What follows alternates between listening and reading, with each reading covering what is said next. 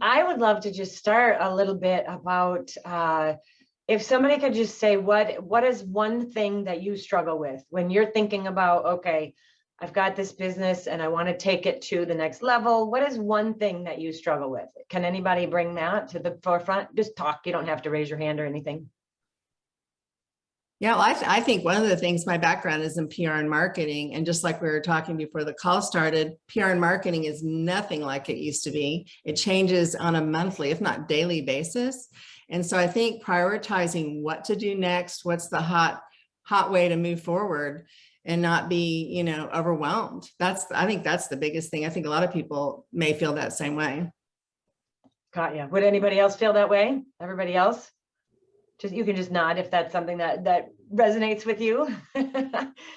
Okay, beautiful. So really looking at, okay, how things have changed, how the landscape has changed, and it is changing constantly. I mean, we're seeing new platforms constantly. We're seeing all kinds of new options in the market. And we're realizing now with this pandemic more and more that we do need to have an online presence, and we need to pay attention to our online presence in multiple different facets, just like we pay attention to our finances. We don't put all of our money in one basket. We don't want to put all of our marketing in one basket. What people noticed is a lot of people love Facebook and they put a lot into Facebook. And then what was it last week? Facebook was down and they were like, oh my gosh, now what? So we just want to make sure that we're not focusing on just one area. So that's one thing that I would want to, make sure that we're paying close attention to.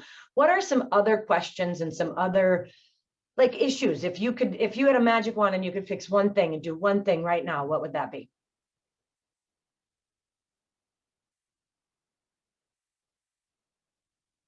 I see lots of anything. How about just anything that you're struggling with in terms of marketing, in terms of online marketing? Getting the clients. For example, I'm doing online courses. For me, the most critical part is how to get access to my ideal customer avatar. So really focusing, targeting with all the Facebook ads and everything, or maybe just organic growth. But what's the best possible way to get hold of your ideal customer so that you're not wasting your reach? You really focus on those that you really want to appeal to. That's really very difficult, I think. Yeah. Because I'm not the branding, I'm not the salesperson, I'm not, that's then hard to overcome. Yeah. Would anybody else say that's something that they're looking for also? Yeah. Okay. So is there anything else? Anybody? I think I saw Dixie. Did you raise your hand, Dixie? I did. I think for me that what I'm really having a hard time with right now is so much of my work is already done in front of a camera and in front of the lights. And so much of social media is video driven. And I'm like sitting in front of these lights, even another 20 minutes to do a live. It's not happening. I'm so done. Got it. Yeah, perfect. That's actually perfect. Anybody else in that place where they're like, okay, I'm over this whole camera thing and I just want to find another way? A little? Yeah. Okay, perfect. Well, I'll just start with the first thing. When I was having a conversation with Linda, we were talking about a survey that she actually gave the entire group. She got some data back from the group, and the group said, we kind of want to look at thought leadership and how to use that thought leadership to create what it is that we want. So thought leadership to strategically grow your business and influence people. So when I think about when you think about that thought leadership, what does that mean to you? Like when someone says, okay, what is thought leadership? What does that mean? Does anybody what would you say that means? Anybody? Really caring about your customer and leaving a footprint. It's all about immersing with your customer, supporting them, helping them grow, and helping them achieve what they need to achieve with your products and services. I think that is key for thought leadership. That is more than just being an influencer. Influence is just influencing other people. But I think thought leadership, you go one step further than just influencing others. It's really caring. Yeah, for sure. Thank you. I see nodding. I see people saying, yeah. Great job. Yes, I would agree. Totally. We want to figure out in thought leadership how we can hold the upper hand in the market. So we want to look at, okay, how do we influence people? How do we guide our target audience or our avatar, like you said, Bridget? And how do we take care of them? So the thing I would say first from it is be a market or be a researcher. So what we do is we call it hacking. So let's say you're an author and you want to help people write books. Who is out there in the market that's killing it? That's an author helping people write books. Typically, let's say you like somebody like Tony Robbins and you want to be more like Tony Robbins and you want to be a speaker like Tony Robbins. Go to Tony Robbins' websites, get yourself signed up for every newsletter he has, hack his emails, go into your email. In Gmail, you can put in, like, you can categorize things. So when you go in and you pull up, maybe there's 5 different women that you want to be like, or 5 different women that you really, really like and you want to hear more from, and you resonate with them, hack them. So go in, find their newsletters, find their emails, look at their landing pages, look at the copy they use, look at the photos that they're using, find their ads on social media, and really pay attention to what they're doing. Follow them on social media, get their emails. When you get their emails, categorize their emails and look through them. What is the subject line? As you read through the subject lines of the 50, I mean, I do this all the time, so I see hundreds of emails from just one company. As I read through those, I'm like, which one stands out to me? How can I use some of those words? What are the things that we can use that people are doing? Because we all know that Tony Robbins has a lot of money in his marketing. So he's paying people to do huge amounts of marketing. So looking at what he's doing, paying attention to the people who are the leaders in your category, in your niche. So depending on what your niche is, paying attention to what they're doing, watching their videos, and not copying them, but just looking at what is their marketing plan? How are they doing this? What are the subject lines of all their emails? And really looking through their information just to get insight for yourself. So my first tip would be research hacking. So really literally, I have an email that's only for that.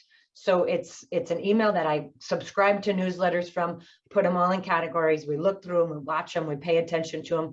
When somebody launches a summit, when somebody launches different things, just paying attention to what other people are doing so that we can see what's working out there. And then what attracts us. So if Dixie's already got all kinds of videos created, maybe you could look through somebody's information and see what it is that they're doing. So then once we've got some information, let me pause that. I'll come back to you, Dixie. We want to look at for us, what we call that is hacking. So hack other people who are doing what you're doing, who are the experts in your area. The second thing is survey. So what Linda and the group did was survey everybody in your group. She came back with some data. So the data that she came back with is how she can actually serve you. So she came back with, hey, people want to use thought leadership strategically to grow their business and influence their avatar, influence their group. So that was one of the things that your whole group came back with and said, I can't remember what the percentage was, 80 or 90% of the group said that that was something that was important to them. So ask your people, who's in your group? Can you create an ask campaign? Can you send out an ask email asking specific questions so that you really know what is your avatar's goal? What is it that they want? Because I talk to entrepreneurs all the time who create a program. So I just had a conversation with a woman who spent like 6 months, lots of money, creating an entire program for women. But she never asked anybody what they wanted. It was what she thought they needed. And so she spent all this money. And now she's like, okay, now how do I find the audience? Well, how do you even know your audience wants what you created? Maybe it's a brilliant idea, but if nobody wants it, it's not brilliant. So my recommendation is ask your audience, ask your avatar or the perfect, your perfect clients, what it is that they want. Once you know what they want, then create a program outline, but don't create the whole program, just create the outline for it. Then sell it. Once it's sold, create it. Because you don't have to have it all created ahead of time. You'll do a lot of work and it may not even be what people want or what they need. So before you do all that 6 months of spending that time and that money and everything into it, figure out what it is they want. Because we're not here to serve our needs. We're not here to talk about ourselves. We're here to support our audience. And if we're not supporting our audience, then our audience isn't going to come find us. And we're not going to have that kind of influence. when you figure out who your audience is and you're marketing to them and you're asking them questions, use their words. So if you do a survey and you get, maybe even if you get 15 people to answer the survey, look at the words that they use. Like really look through the information you get. If they all said support, well, that's a word that you're going to want to use in your marketing. So back to you, Bridget, when you were saying, how do I speak to my audience? You want to use the words that they're using. So if you do this survey and they all say support in there somewhere, they need support somehow. In your marketing, you're going to write support then. You're going to have your tagline, your headline, your CTA, something is going to have something about support because that's what your people are asking for. So really pay attention to the responses that they give after you survey them, after you ask them questions. And you can also, if you don't have a huge audience that you can just throw a survey out and get 50 people to answer back, make phone calls and just be like, hey, I'm doing a survey and I just want to find out, what you need, what would really help you. If you had a magic wand and you could, put anything on this whiteboard that's blank, what would you do? And just asking them, writing down or recording, doing it in Zoom and then recording it, and then listening for the words, listening for the way they say it. Because sometimes people can't hear us, even if we're saying to them what they need to hear, but they need to hear it in the way they speak. So just looking at that, is that helpful? What is anybody hearing like of value from that so far? Dixie? So the thing that really jumps out at me, and I have a Gmail account that I only use for subscribing to people that I'm hacking because I don't want to check that on a regular basis.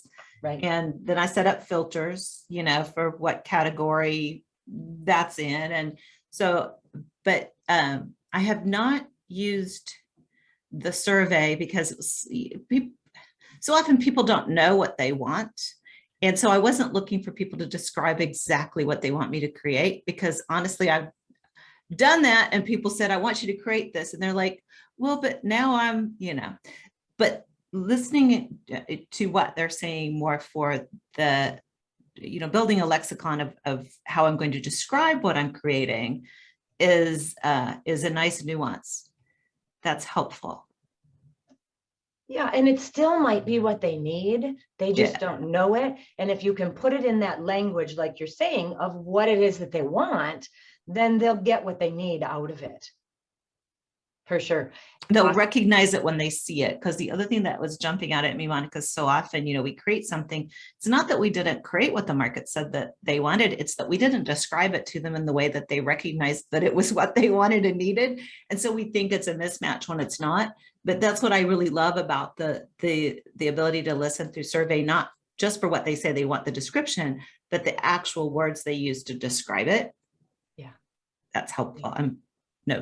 Taking notes. Perfect. So really that survey of our client is so important. And then when we're looking at our avatar, can I make an assumption that everybody knows who their avatar is pretty clearly?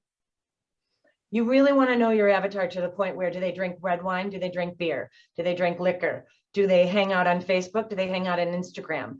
Do they want to listen to books on podcasts, or do they want to read books? Really knowing your avatar so well that you can speak to them. And if you're your avatar, then it's even easier to attract those people because that's who you are anyway. But you really want to pay attention to those small nuances of who they are and then speak to them on all those levels. So I was having a glass of red wine. I tried this red wine. I got it from Aldi. It was $5. You guys got to try this red wine. It was so yummy. Boom, done. Here's the label. Here's the thing. Anything we can bring that would still speak to our audience in a way where we're bringing value, but it doesn't always have to be value about the business or about what it is we're doing, because we're in the people business. There is no business without a human, and there is no problem inside a business. It's a human problem. So we're the ones that have to, figure out what's standing in the way or what's not. So the more we can relate to them, the easier it will be and the better it is for us and for them, for us to support them. So that's where we come to that interaction with them, making sure that if we put a post out there or we put out this campaign, this survey campaign, maybe after the campaign, you put out an ask campaign, then you send them something. What is that something that most people want from you that you could just gift to them? Hey, I've got this video on XYZ, and I would love to just send it to you. Thanks for answering the survey. Something to that effect, and just maybe touching base with them. Hey, I liked the survey that you answered the questions. whatever it is, being in interaction with them. And then the other thing I would say is definitely following up, always following up with what you say. If you're going to ask for a campaign, bring the results back to them so they can see, because the people who did answer it want to know. They want to know, hey, I did this. What in the world did it, what did it get you? Well, hey, I came up with this new headline. I got 3 new headlines from your surveys, and I'm so grateful. Which one do you guys like best? If you have a group that you can do that with, that makes it a little bit easier for you. And we really want to make sure that if you can pay attention to it, we want to share from that place of touching, moving, and inspiring someone. So not always about business and not always about what it is that we're selling. And I'm sure y'all know that already, but we just want to, the more you can touch, move, and inspire someone, the easier it's going to get to be in conversation and actually be in that human interaction with them. And I can't remember who said it to me, but in one of our interviews, somebody said, we have 2 ears and 1 mouth for a reason. We're supposed to listen more than we speak. So really using our listening ears to hear what they need, create what they need, creating, we call it the golden stairway, or a value ladder of, okay, when people come into us and we first meet them, do you have a welcome email sequence?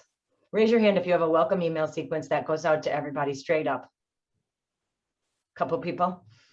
It's a good thing to have, just to introduce them to you, maybe throw a video in it, links to, if you have a YouTube channel, or if you have, a Facebook you want them to join so that they can get to know you a little better. Make sure that welcome sequence is about 5 to 6 emails, and always automate it. So you're just putting in an automation so it doesn't take you a long time. And that's super easy to get somebody to write those for you, or to just write just a quick email sequence, asking them some questions, asking them to interact with you, sending them a video of you so they can see who you are, making sure that you have a video or 2 on your landing page on your website so people can really see you. They can hear your voice. They can connect with you in that way. Does everybody have video on their landing pages? No? Yes? That's an easy way to bring people in, because so many people do not want to read. And they don't have time for paragraph after paragraph after paragraph, and they'll skim anyway. So keep it short. And if you have a 5-minute video, you can introduce people to yourself, or just, talk to someone. What's the first thing you want to be able to say to somebody? Put that video on your landing page. Have videos of your testimonials, or at least written testimonials on your landing pages so that people can see some testimonials from people. Make sure if I get a testimonial from Bridget, I want to make sure I at least have her photo on there, and maybe not even her whole last name, but at least Bridget B, and then whatever she said. Anytime you can, collect reviews, collect testimonials, because you can put those on your social media.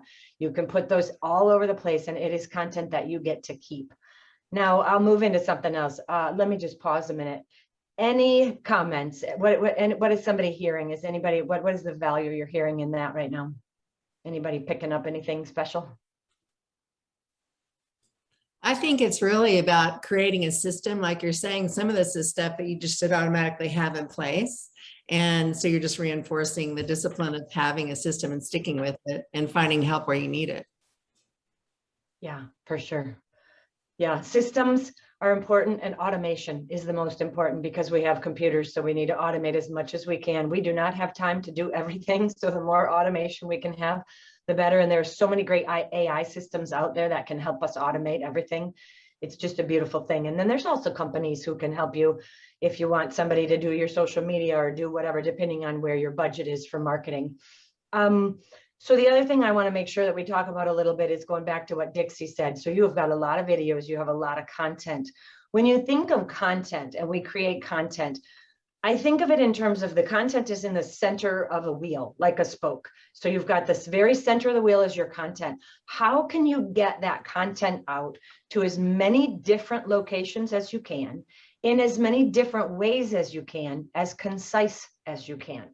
So if Dixie's got a ton of videos, pull that video into 1-minute segments. You can throw those on the YouTube shorts now. You can put them on Instagram. You could put them all over the place and have just that 1 little minute or whatever it is. And then from there, that would be your content. Then take that and write a little piece on it. You can make it into a press release. You can put it into an email sequence of educating somebody with a specific piece of some of the content you already have.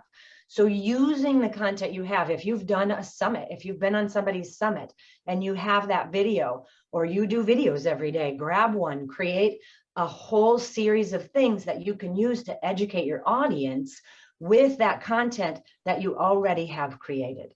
Put it on all of your social media, put a little informational something, and then make sure you're sending it out through your emails. Make sure it's on your landing page, so that, because not everybody's just looking at Facebook. Some people are looking at multiple streams, and you don't want to miss anyone. And we just had last week, Facebook shut down. So when one source shuts down, we don't want all our eggs in one basket. We want to make sure our content is multiple places. And if Facebook shuts down again, we don't own that content. If you do not have your Facebook Live somewhere else, you just lost them. They're gone. If you have a Facebook page and you have followers and you don't have their emails, Facebook shuts down, you lost all that data. So you want to make sure that you're backing up your data and backing it up and backing it up and backing it up on multiple different sources, on different clouds, on different backup external drives, and making sure that your content is yours. Even if you put it out on Facebook, even if you put it somewhere, you want to make sure you own that content. So you have it somewhere so you can use it later and keep track of it. Does that make sense, Dixie? It's brilliant. And Monica, I'm going to be deluging my VA that handles all my video editing, but I do, in the work that I do, one of my groups is kind of like a drop-in class, more like a gym than a course. So I do 4 sessions a week of it's webinar based coaching, responding in chat, but I was thinking about videos where there are 2 people on the screen. Obviously I wouldn't use those. But all of those, it's just me on the screen. And when you said 1 minute, because a lot of times I'm responding to chat, so I wouldn't put a big segment in there because I'm responding to somebody who's in the group. When you said 1 minute, I'm like, oh, I'm always dropping these like truth bombs, basically these things that just come up. Those would be easy to cut. And then I have a series on the topic of whatever topic I was coaching on that day. Out of 4 a week, that's a lot of content. It is. I've been doing that for a year and a half now. So you can imagine. Yeah. Wow. And so just continually use that and repurpose it.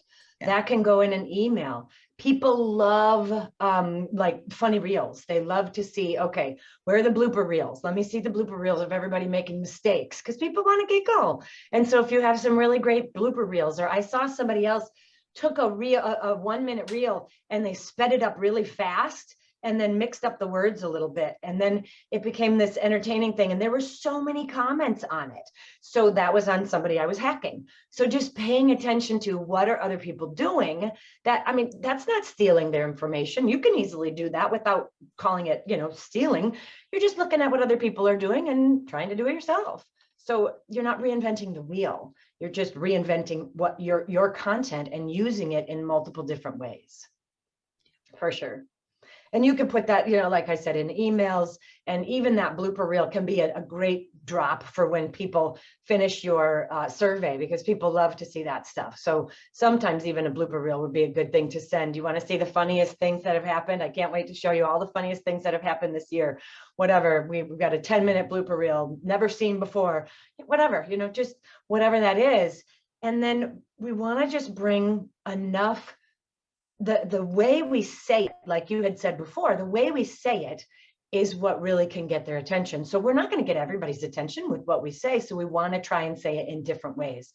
That's why we can take that content and use it in different ways, use it in emails, use it in all different, disperse it over our platforms in different ways. So people who didn't see it, or maybe they saw it twice, they heard it different because you talked about it a little different in the email than you talked about it on Facebook. So it almost sounds like it's a new product, but it's the same thing. So it's just the way that we use our words to enroll them and to really touch, move, and inspire them. That's what it's about. What is it that we can use to touch, move, and inspire them so they're excited about whatever it is that they're doing? And so we can move them and move the needle just a little bit. Totally awesome. So go ahead, Karen, I saw you. Well, I don't know, maybe I should ask this at the end, but I'm about to launch a series of Facebook Lives for a vegan festival in Nepal and for Veg World magazine. I really don't know what I'm doing, and it's my first time to go out and do something like this. And I need some help, because you can't make, you can't make a second first impression. So I don't even know what I don't know. So if the first one's next Thursday, and I don't know if anybody on this call deals with people like myself, because I'm a writer, my background's writing, but you're talking about all this video, and I've done some videos, but I need to step up my game. So what you're talking about, like promoting it, and I don't even know what I don't know. Anyway, I just wanted to throw that out there. If anybody can guide me so I don't look like an absolute fool, that would be great. I mean, I don't even know how long to make it or anything. I know the first one's Thursday with a guy out of India. So. And they're interviewing you, or you have the stage? I'm doing a series each week that's going to be on the Veg World Facebook page. And I don't know if I can put it on my Plant Power Productions. I don't know. I mean, but I'm interviewing, some of them are high profile people from that part of the world. And there could be a lot of eyeballs coming to that. So I just don't want to screw it up. But I couldn't go to sleep last night thinking about it, to be honest with you. So I'm freaked out. So. Got it. Well, that's a good place to be, because that means you care. If you weren't freaked out about it, you wouldn't care. And so then it would be like, meh, whatever, I got this. But you care enough to be freaked out about it. So I think that's the first good step. And the second thing is just do it. There is, so what what we recommend when you're getting into doing video, and I'm sure Dixie can say the same, you have to find your voice, and you have to just do it. And the more you do it, the more you'll find your voice. Pay attention. If you have, since you're on Facebook Live, you'll have another person with you. Watch the expressions, pay attention. And then I would say, do what we talked about in the very beginning. The very first step is to hack people. So look at, for the next couple of days, just peek at, okay, who's out there talking about vegans? Who's out there talking about vegetarians? Who are the top people? Go out there, watch a couple of things from them, watch their content, see what speaks to you, see how they're doing, what they're moving, be excited. Unfortunately, when we're in front of people in human form, we don't have to jump up and down. But when we're on the screen, the level has to go up a little. Just because we're on a screen, we're not in human form. I'm not talking about like literally jumping up and down, but raise your voice and like move your hands and get excited. And, people got to be able to get that excitement.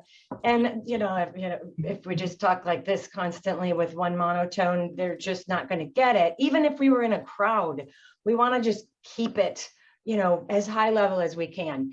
Is there a way that during the Facebook Live, people will be on, so you can say, okay, raise your hand, everybody put your hand up if you've been a vegan for 5 years? I don't know. I mean, I'm literally planning it now, what I'm doing. I've never done, I've done a Facebook Live just myself talking to a group that I was working with, but I've never done an interview with high profile business people in the vegan community where I'm wanting to draw their audience, Veg World's audience, my little tiny audience to one space and to engage them in the topic.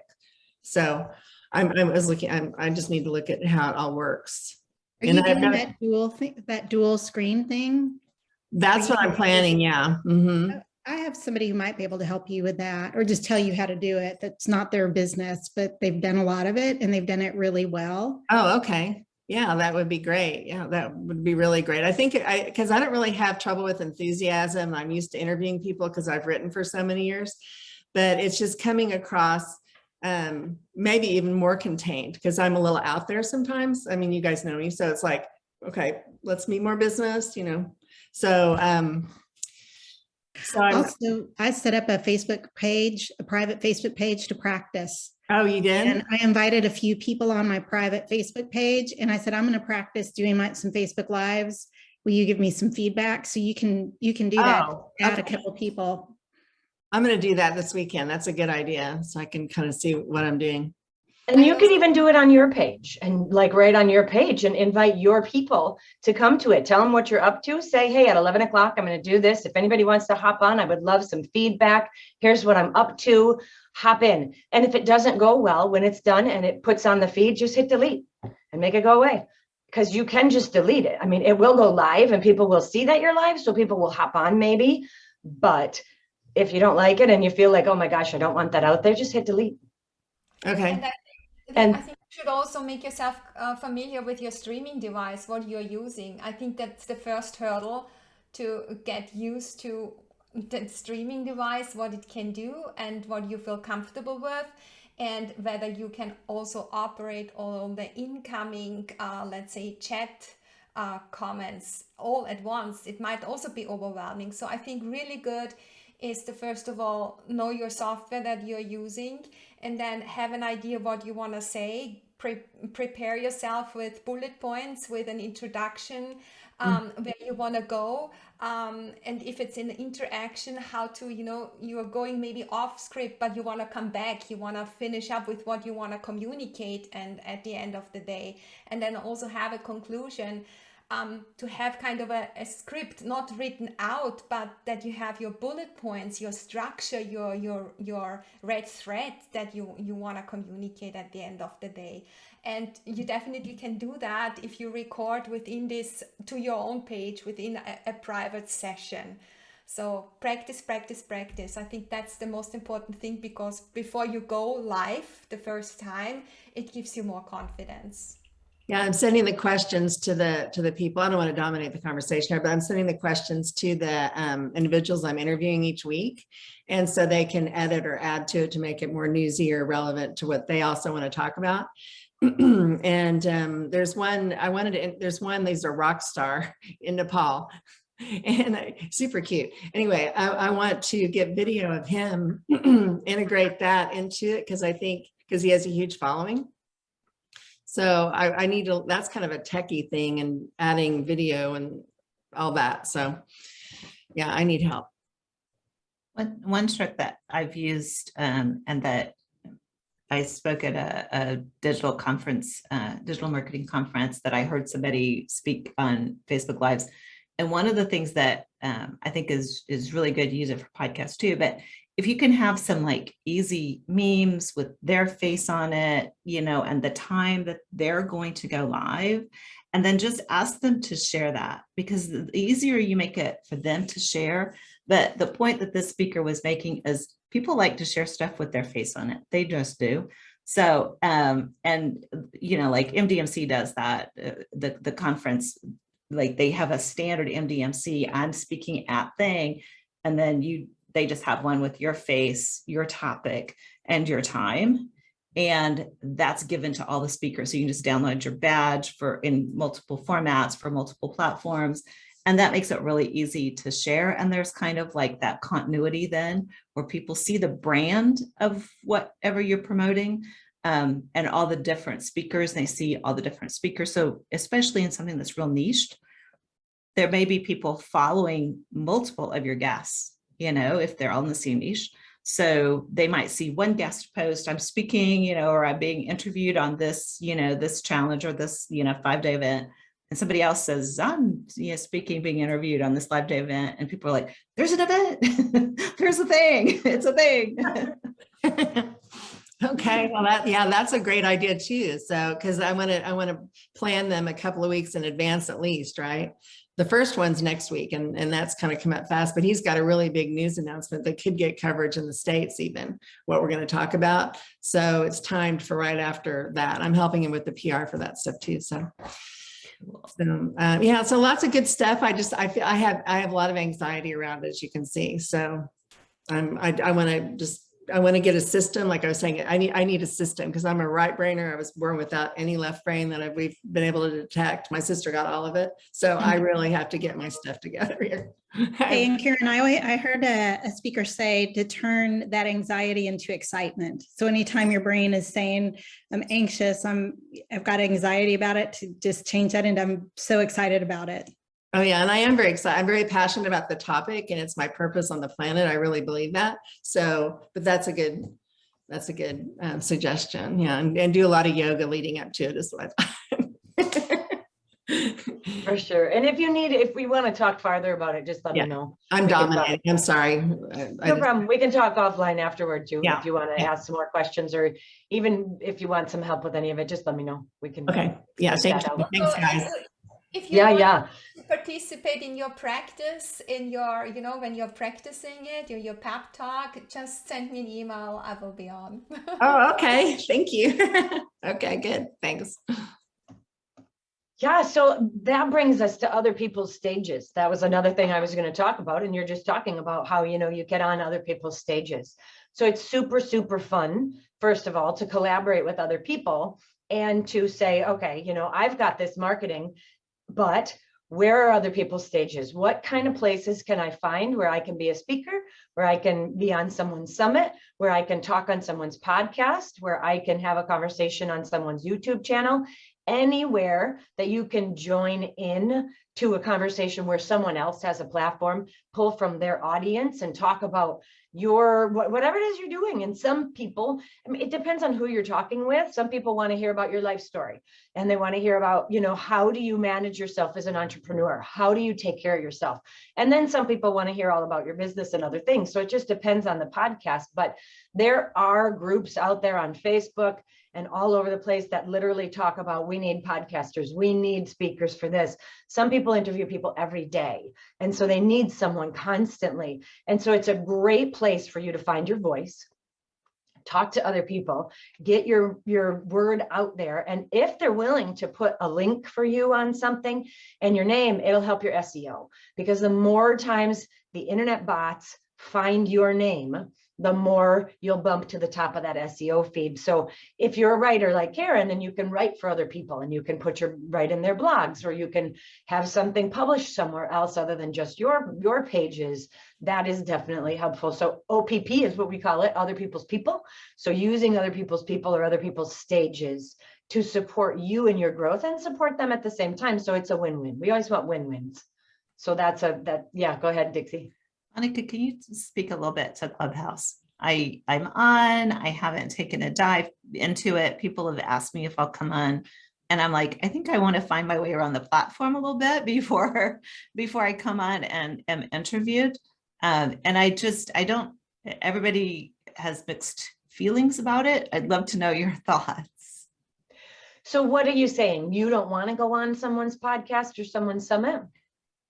On Clubhouse. Specifically, Clubhouse. I've done podcasts and summits and that sort of thing. No reservation. It's just that Clubhouse as a platform, probably because there's no replay, there's no I'm a little baffled by how to use it well. Yeah, I would say anything that you can get your word out there is a place to go, especially if it's free.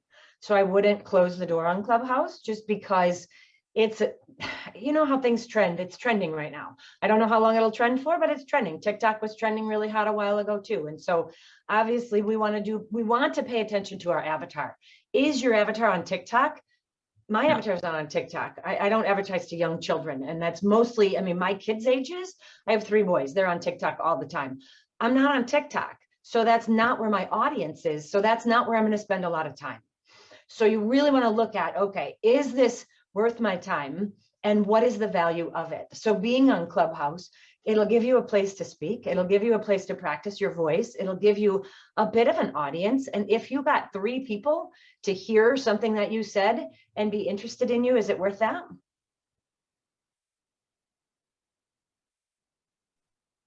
Maybe. Yeah. And so it's just a matter of where you're at in your business and what you want to do and how you want to spend your time. If it feels like you have enough going and you don't really need that extra space, then don't do it. But if I would not, just be really careful, shutting the door on anything because somebody said whatever it is that they said about Clubhouse or whatever it is they said about something, because we just want to try it. Until we try it and we do what we practice it, then we'll see how it works. But it's just like we were talking with Karen. The first time you go on Clubhouse and you practice that, it takes something. It takes something to practice it. But as we practice new things, we expand and we get to expand. And so even if it's just expansion that you get from it, is that worth it? Yeah. So it's a matter of looking through the value. What is the value of it? And how do you look through that value? And how do you say, okay, do I have time for that this week? I really don't have time for that this week. And I don't want to put my energy for that. And maybe next week I do have time for it. So it just depends on, where you're at. I would never say blanket no. I would never say blanket yes. It depends. But I would be very careful in closing the door on anything in that way, because we really want to focus on what is the value. and what is the value we can give to someone else. If there is value that I can give to someone else by being on Clubhouse, and someone hears something that I say and they're able to transform something in themselves or in their business from that, it's worth it to me. But you have to be able to look at that for yourself. Is that, I'm sorry, I can't give you a yes or no. No, It's that's, not and I haven't, said no to anybody so much as like, it's kind of what Karen was saying about Facebook Lives. Like, I want to understand, what the culture is and what the best practices are and how people handle themselves. And, because obviously if somebody invites me on, I want to make them look good. And if you don't know anything about the platform you're on, that's sometimes hard to do. So pretty much I've told everybody, hey, I want to spend some time listening to other people's shows before I come on yours. And just kind of left it with that openness. Is that how you are in life though? You want to check it out before you jump in. You got to touch the water before you jump in the pool. Not about everything, Okay. but pretty much anything that affects somebody else. Gotcha. What if you just said to that podcast or that person who's asking you, all right, what do you find are the best practices? What do you find would be some most supportive to you? And what are the things that you need from me? That's a really good approach. Yeah. And then you don't have to have anything on it, because it seems to me like there's a little bit of trepidation. There's a little bit of something behind it for you. Like, I got to really check it out and I have to know more about it before I'm going to say yes. So maybe just asking them questions and saying, hey, you're the one that wants me. What is it you want from me? And how best can I serve you? And then you can just answer those questions, show up the way you show up in the world, and you'll be delivering what you need to. Yeah, that makes really good sense. I'm prone to, not so much checking everything out about everything, but if I feel like research needs to be done, I'm prone to not asking other people. I'm prone to just trying to dive in and find that information and not asking anybody else to do that for me. And you're right, they're the ones that know what they're asking for. So they're the ones that should be able to tell me. Yeah. And then if you don't feel like it's a match and you don't feel like you have a real connection and the things that they're saying aren't resonating with you, you can say, I'm just not feeling like it's a match right now. Come back to me in a month. And I would love to talk to you again in a month. Let me do some research on the platform. Let me do some research on what you're up to. And then I'll come back to you in a month. Yeah. I had a quick question that maybe other people will be interested in the answer. You're talking about multiple streams of income. Oh, yeah. And I'm not to go into my whole story, but I do wine, I do essential oils, I do health coaching, I do product reviews. I want to monetize what I'm doing, but I don't really know where to start. Okay. So when I was talking about making sure, I was talking about that for sure. Affiliate links. Anytime that you are going to go collaborate with someone, if they have a course that they sell people, there's an affiliate link. You can grab their affiliate link and then bring it to your audience if it's somebody that you trust. So then there's an affiliate link. That's a one way to do it. Another way to do it is actually doing what you're talking about. Now, you do need to be careful when it comes to, were you talking about Young Living? doTERRA, I do doTERRA. Oh, okay. So just being careful that whatever it is that you're talking about, you have time for and you have the energy to put towards it. I sold Young Living for a really long time and was really involved in the whole Young Living platform. And I found it took a lot of time. And I realized that I love the products. I love what it gets, but it does take a lot of time. And I was selling it when people didn't know what essential oils were. So everyone was so skeptical about what in the world is that. Now everybody's, using them and they're sold in grocery stores. But at that point, there was a lot of work to explain what it all is. So I think everything, of course, depends on your personality, and it depends on how much time you have. Well, what about this, setting somebody else as your second person or whatever, and you're funneling the business to them and they handle it? That's what I was thinking too. No, Robin's an expert on this, and she's going, no. You can, but then you're growing someone else's business because it's really not yours. And you need, in that multi-level marketing, you can't just have one person under you to grow you. You have to have multiple people who are underneath you who are doing that work. So if you just have one, they'll grow their team and you'll grow some, but you have to have enough people underneath you who are doing what that one person is doing. So you need 6 or 7 or 8, maybe 10, 12 people, because when they drop out, somebody else comes in. I mean, it becomes I don't know. What do you think, Robin? I see you shaking your head. I think it depends on if it's your full-time business and what your goals are. So yeah, I think it's more about servicing customers and being authentic and, seeking to make a difference for people. So it's a whole different discussion depending on if it's your hobby and a side hustle or if it's your career. Yeah. And I would like to talk to you about this more because it is about like cooking with the oils, and it's about, all the different things about it that fit in with the health coaching and with what I'm doing globally, but we can talk about it later. I don't want to. Yeah, I'd love to. Yeah. I'm really curious about how to do that because I also do wine too and makeup. And it does sound like it's a ladder. It could be part of your stairway. So as you talk to people and as you get to know them, you can talk about how you use the essential oils for yourself in your own cooking and what you do with them and what the benefits are for you of that. And if people are interested, grow the business organically. And then when people come on and they start talking to you, you can just tell them as an organic conversation, hey, here's my link. Here's what I do. If you want to know more about that, great. And I think, Karen, being known as the vegan expert, the vegan marketing expert, or the vegan expert, and you want to know what oils I use or how I use oils in my whatever, I think it makes you more authentic. This is something I use, but pick one, focus on that, and then incorporate the other ones. Okay. Be known for one thing. Yeah. Yeah. I need to meet with all of you guys and figure out how to. Let's see, I think there's an umbrella here. I think when it comes to thought leadership, especially, and Monica's expert on this, but I always find if I could see the umbrella passion or topic or area of expertise or whatever, and everything makes sense under it, then it doesn't bother me. It doesn't confuse me. Nothing much bothers me, but it doesn't confuse me if there's this and there's this and there's this. If what they're really talking about in their thought leadership is the broader passion, so if it's this living and this healthy living and everything under that you're talking about is related back to that healthy living philosophy and approach and practices, it's not going to confuse me at all. Mm-hmm. If it's just you talking about oils and then you talking about wine, I'm confused. Yeah, that's exactly a more eloquent way of saying what I was trying to say.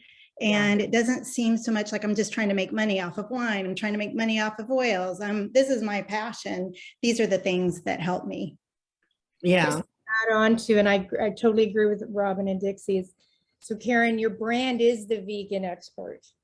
And so to what everybody's saying, every pillar you have underneath that supports your brand. And so you are authentic because you're keeping true to your overall essence of your brand.